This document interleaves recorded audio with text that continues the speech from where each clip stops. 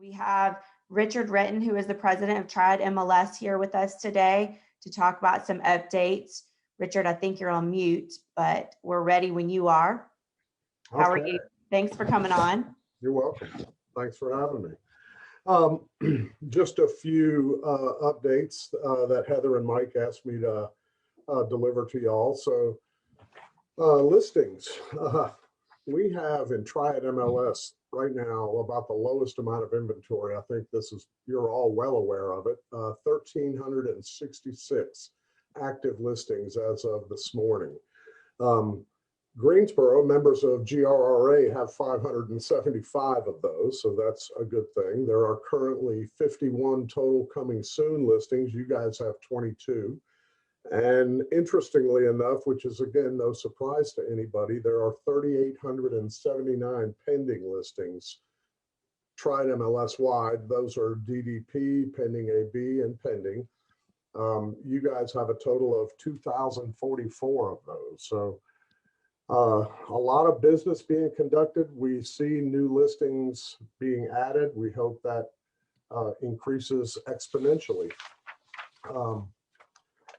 A couple of updates. The NAR and the Department of Justice, they're working on their final settlement for the rule changes that have to be made. We will have to comply with those. Those still have to be approved by the NAR Board of Directors, but the big four is that, one, the offer of compensation must be disclosed. Two is the real estate transaction services must not be advertised as free. Three, MLS listings may not be filtered based on commission amount or name of listing broker or agent. And then four, lockbox access must be available to all real estate professionals, which means giving people access that are not realtors, but rather just licensees in the state of North Carolina. That, as far as the offer of compensation disclosure, the NAR rule, when it's finally agreed upon by their board, will make it clear that MLSs cannot restrict or discourage participants and subscribers from publishing or displaying the offer of compensation. In addition, it will require MLSs to display the offer of compensation on public-facing websites and in MLS listing sheets that are provided to consumers through Matrix. And the rule change will require that the offer of compensation disclosed to clients before an offer is made on a listing. So part of that is going to be adjusting the code of ethics, which really we don't get too much involved in. That's y'all at the association level. But, that whole concept of not advertising your services as free is going to be reworded in that standard or practice 12-1. So very interesting changes coming down the pike from NAR. A little bit more locally. Coming soon, we have recently made a decision at the Triad Board of Directors to include coming soon listings in our IDX data feeds, which means that IDX is what we feed you as brokers, your broker websites, the listings that are there. All of that is participation in the IDX program. We are going to now include coming soon where they were not included previously. And in addition, they will also be available for auto emailing through the Matrix client portal. This was really kind of sorely needed, pardon me. This was sorely needed because we had members in Triad that happened to also be members in Triangle or even Canopy down south of us, that they would put their listings, whether they were in Greensboro, Winston, High Point, they put their listings in their systems and they were showing up on these broker websites, Zillow, Berkshire Hathaway, you pick. So we decided that was kind of a disadvantage to our members. We made the change. We're going to be getting that done probably in the next week or two with notification to folks that it will happen. All right.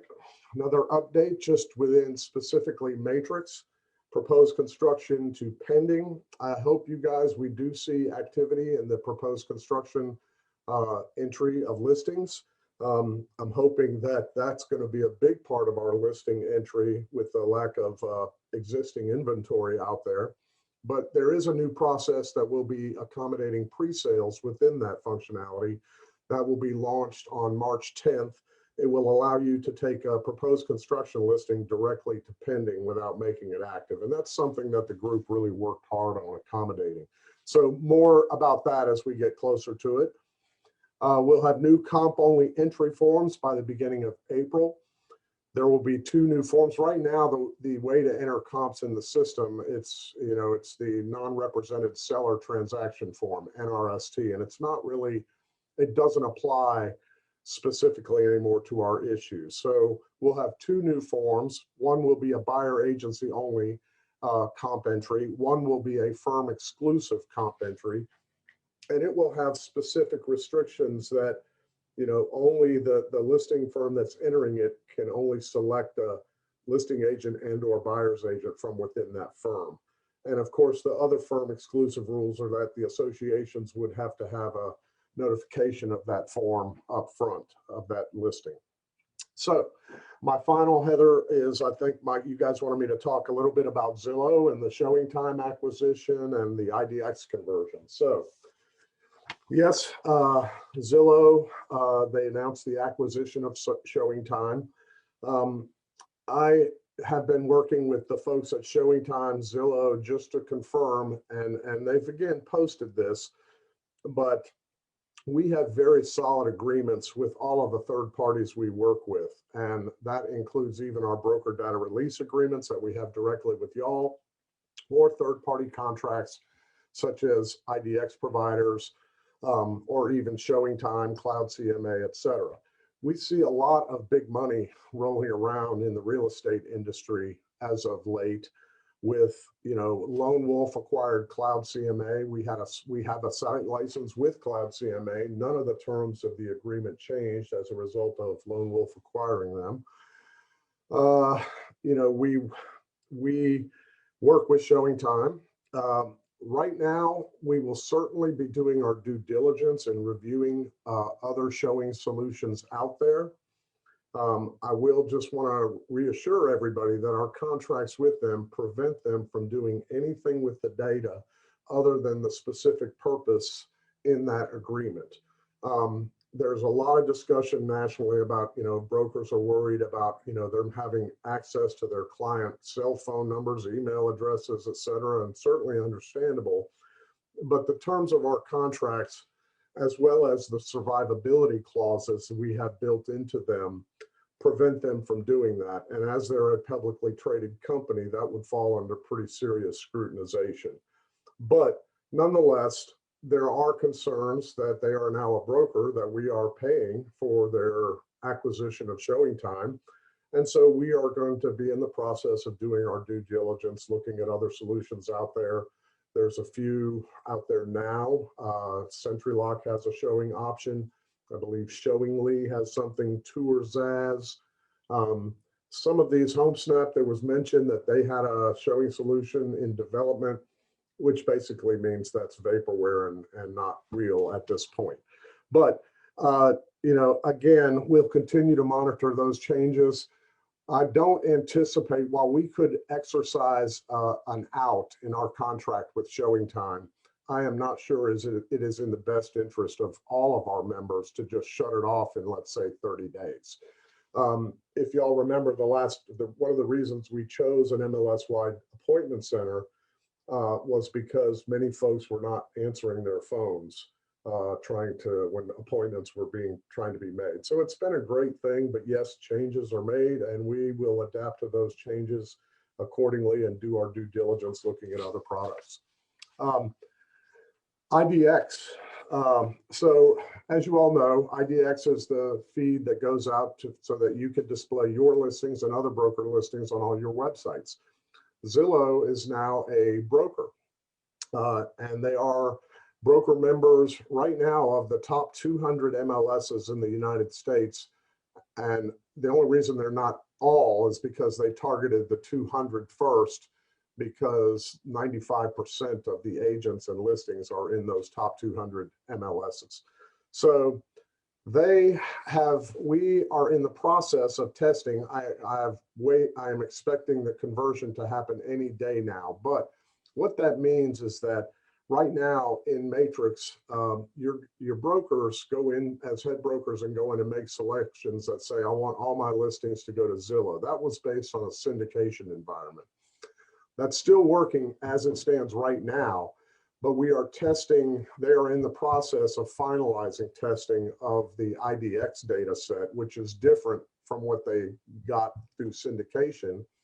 And as a result, the reason this is taking a little while, because they joined in late December and then didn't apply for IDX until early January. But the reason it's taking a while is because you guys, all of your listings are currently on Zillow. We've heard from people, from y'all, that if their listings don't show up on Zillow, your sellers end up calling you with some issues. And okay, so we did not want to affect that when we made this change, but they had to fix a few things. Our square footage display, the branding, so we've gone through this. They have just about completed. They're telling us there's still an issue with the Trulia site, but nonetheless, they expect to have it in the next day or two. I'm still waiting.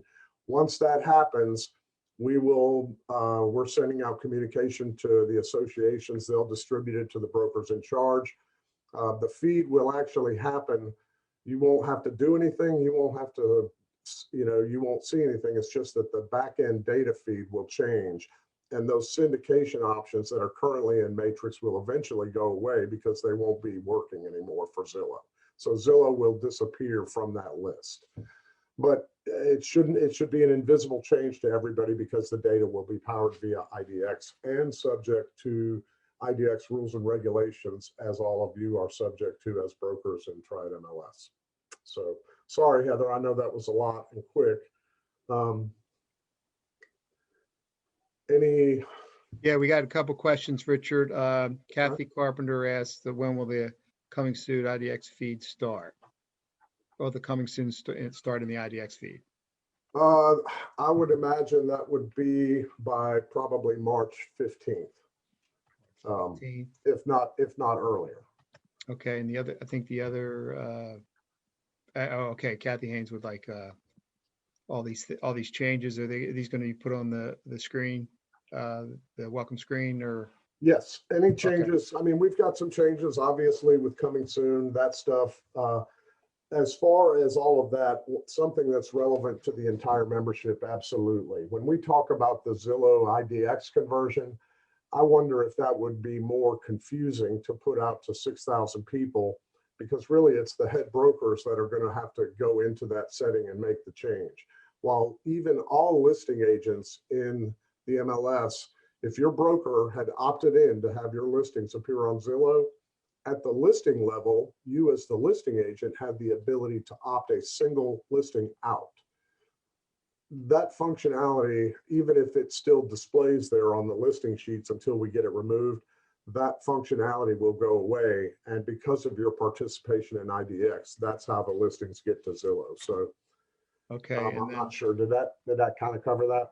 Yeah, and I think the other hot topic that have been talking about has been coming soon. When you put what is coming soon versus, and I don't know where people started thinking that active meant active and you don't have to show it for a week or two, and then so that's a coming soon, right? I mean, I'm just saying.